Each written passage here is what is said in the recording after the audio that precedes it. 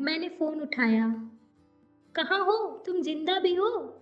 मैंने फ़ोन उठाते ही अपनी नाराज़गी ज़ाहिर की। मेरी आवाज़ ज़रूरत से ज़्यादा तेज़ थी। दूसरी तरफ कोई आवाज़ नहीं आई। "तुम ठीक तो हो ना?" इस बार मैंने धीरे से कहा। "हाँ।" दूसरी तरफ से आवाज़ आई। हाँ, ये काव्या की ही आवाज़ थी। उसकी आवाज़ सुनकर मेरे चेहरे पर खुशी आ गई।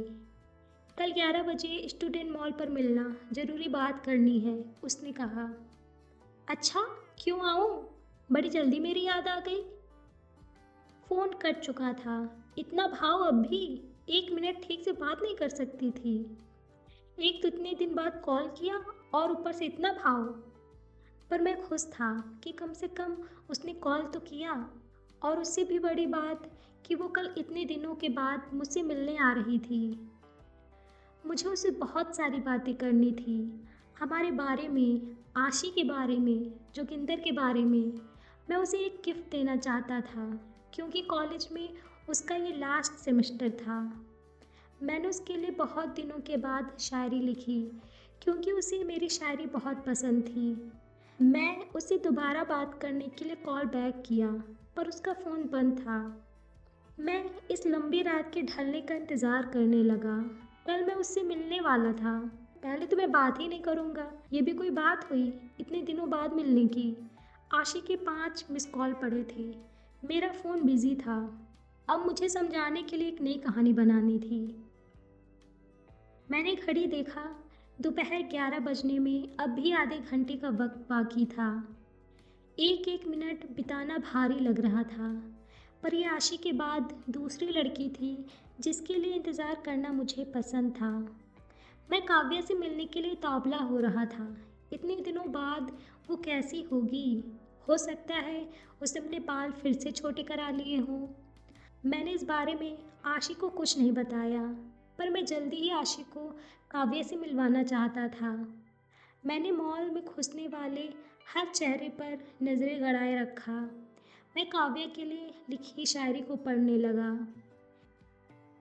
किस मंदिर में सर झुकाएं, किस मंदिर में सजदा करे तेरे लिए, तुम क्यों न मेरी दुआओं की नमाज बन जाती।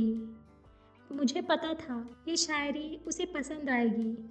मुझे याद है पहली बार जब मैंने उसे शायरी सुनाई थी तो कितना खुश हुई थी। बस वही खुशी मुझे फिर से देखनी थी। कई घंटों के बाद वो आधा घंटा बीता। जब 11 से ज़्यादा हो रहे थे, पहली बार वो अपने समय से लेट थी। मैंने उसे एक बार फिर से फ़ोन लगाने की कोशिश की, पर उसका फ़ोन कल रात के बाद से ही स्विच ऑफ था। मैं अपने फ़ोन को वहीं टेबल पर घुमाने लगा। आज मिले बिना मैं वापस जाने के मूड में नहीं था। अनंत, किसी ने पीछे से आवाज़ लगाई। मेरा इंतज़ार खत्म हुआ।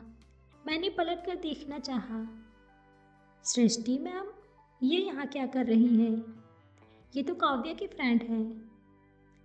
यस मैम, मैंने कहा। वो मेरे सामने आई। सॉरी, काव्या नहीं आ पाई, पर उसने तुम्हारे लिए ये लेटर दिया है। सृष्टि मैम ने लेटर मेरी ओर बढ़ाया। लेटर? उस लेटर का लॉजिक मेरी समझ से बाहर था। वो खुद क्यों नहीं आई? उसी ने तो कॉल करके मुझे बुलाया था। सृष्टि मैम मुझे वो लेटर पकड़ा कर चली गई। मैं वहीं अपनी जगह पर बैठा रहा। आखिर क्या है इस लेटर में जो वो मुझे खुद देने नहीं आ सकती थी? और वो कब से लेटर लिखने लगी? क्या मुझे इसे पढ़ना चाहिए? हो सकता है ये उसका कोई नया सरप्राइज़ हो। मैंने इस उम्मीद में लेटर को खोला। हाय अनंत, सॉरी ये लेटर मैं तुम्हें देने खुद नहीं आ सकी और मैंने तुम्हें इतने दिनों तक कांटेक्ट नहीं किया। उसके लिए बिग सॉरी। मैं तुम्हें डिस्टर्ब नहीं करना चाहती थी। आई एम सो हैप्पी कि तुम्हें आशी मिल गई। कॉन्ग्रेट्स, तुम दोनों बहुत अच्छे कपल हो। प्लीज़ ऐसे ही हमेशा साथ रहना, क्योंकि ये सच्चा प्यार किस्मत वालों को ही मिलता है। और अगर मेरे दिल में तुम्हारे लिए थोड़ी सी भी वैल्यू है तो प्लीज़ आज के बाद मुझे कांटेक्ट मत करना। I just hate my life. Goodbye. Kavya Ghosh. मेरे पैरों के नीचे से ज़मीन खिसक गई। शायद ये मेरे लिए किसी सरप्राइज़ से भी बड़ा सरप्राइज़ था, जिसे मैंने कभी सपने में भी नहीं सोचा था। मैं कुछ समझ नहीं पा रहा था। मैंने एक बार फिर उन शब्दों पर नज़रें दौड़ाई, इस उम्मीद में कि कहीं उसने ये लिखा हो कि ये आशिक की तरह कोई प्रैंक तो नहीं है। मैंने चारों तरफ नज़रें घुमाई कि वो मुझे परेशान होते हुए देख रही हो, पर मेरा ये बस एक वहम ही था। वहाँ कहीं भी काव्या नहीं थी। वो मुझसे मिलना क्यों नहीं चाहती? मैंने ऐसा क्या कर दिया? उसे अपनी ज़िंदगी से इतनी नफ़रत क्यों है? मुझे इन सब का कोई मतलब नहीं समझ आ रहा था। क्या वो फिर किसी परेशानी में है? मैंने फिर उसे फ़ोन लगाने की सोची, पर उसका कोई फ़ायदा नहीं था।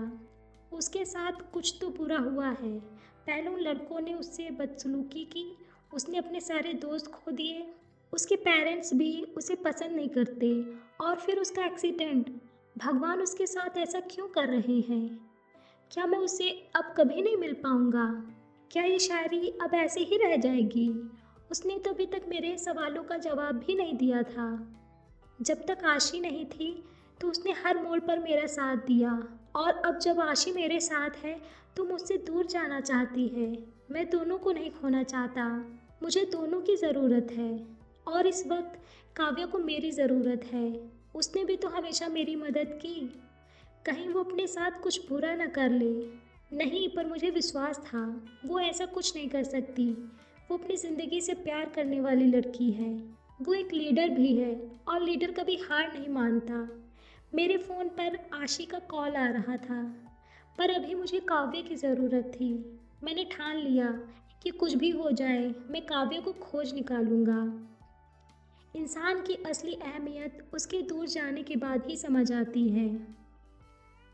तो क्या अनंत काव्या का सफ़र यहीं तक रहता है, या फिर काव्या अनंत से मिलेगी? ये जानने के लिए अगला एपिसोड सुनिएगा।